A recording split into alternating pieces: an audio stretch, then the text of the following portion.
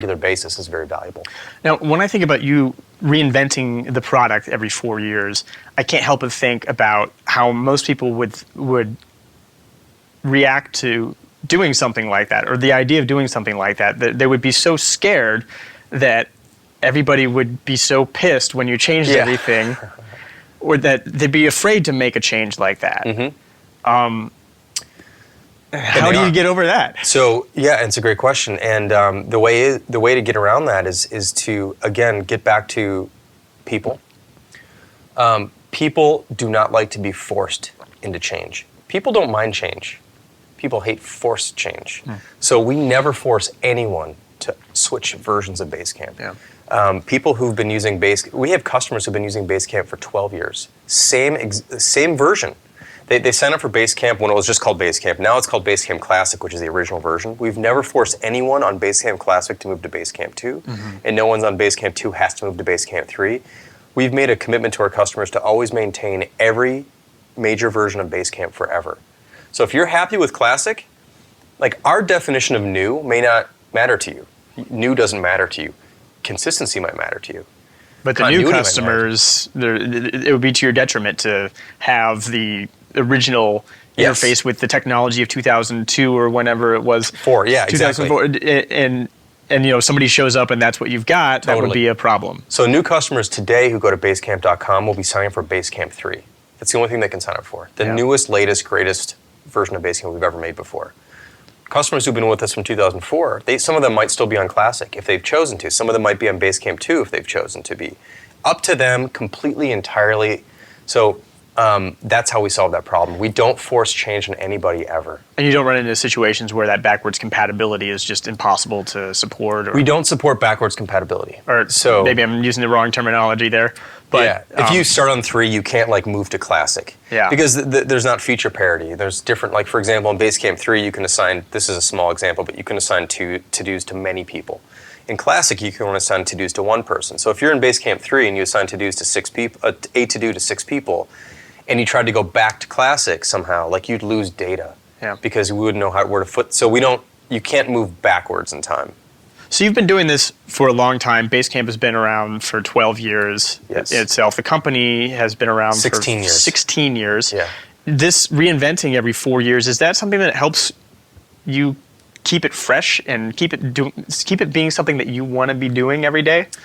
Yeah, it's for everybody. So it's partially it's partially for us. We want to it's fun to make something new, and it's fun to improve that thing for a while, but at a certain point you want to make something new again, right? And the way we did it in the past was we kept making new products.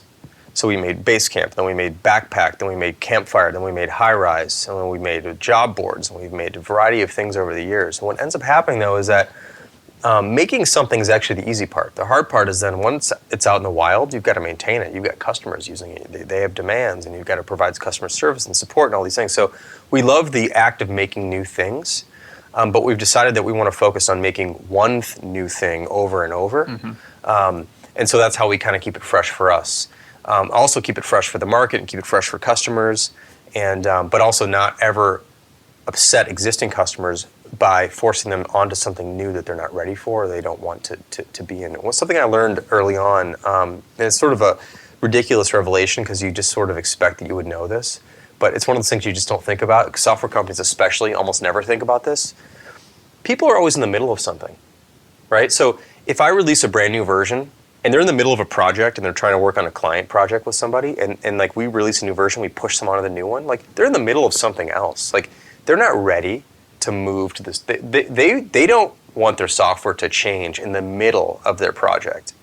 And so once we realize that, we realize okay, that's a deep insight and very important. Our product is not their lives. Their lives is their livelihood. The work that they do for their clients is what's important to them. And they don't want the software tool that's aiding them all of a sudden changing on them in the middle, because that's really disruptive and anxiety producing and stuff. So that's why we don't force anyone to change. So you got to get to those human insights, and the thing I've noticed most is that the things that drive people away are fear and anxiety. And it's not about you don't have this feature, you don't have that feature. It's the fear and anxiety attached to forcing me to shift or forcing me to change or forcing me to switch or forcing me to do something I'm not ready for. That's where people really recoil. Not having control. Yeah, people don't want to be in a situation where someone's changing up underneath them that they rely on. That's a really uncomfortable feeling. It's like an earthquake. You know, you live somewhere, you rely on the ground to be solid. You know, you trust that the ground will be solid, and then one day the ground starts to shake. And that is terrifying because you can't go hide from that. Have you experienced a couple earthquakes before? I have, and it's terrifying. I have too. It's terrifying.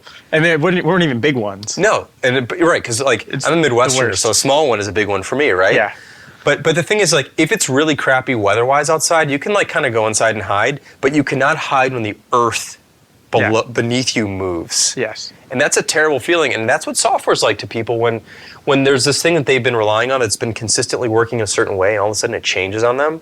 That's an earthquake. We don't want to create earthquakes for customers. Especially this thing that they're relying upon to help them do their job, do their work, to manage their projects. If I'm using a bad word there, I don't know, but totally fine. Yeah, I mean, actually, what's interesting is we've gone away from the word project, which maybe we can talk about in a little bit. But yeah, fundamentally, absolutely, people use Basecamp to run projects, and they use it for other things too. But imagine if you're doing work for a client. You're a designer, you do work for a client, you've trained the client on this thing, you've told them this is how it's going to work. This is a client relationship, which is often, you know, delicate. They're paying you a lot of money. Like, you might be friends with them, but it's still a delicate relationship at some level. And all of a sudden, this thing that you told them was going to work one way, all of a sudden works a different way on Tuesday than it did on Monday. That is a bad situation. So we don't ever want to put our customers in those situations. Right. Yeah. So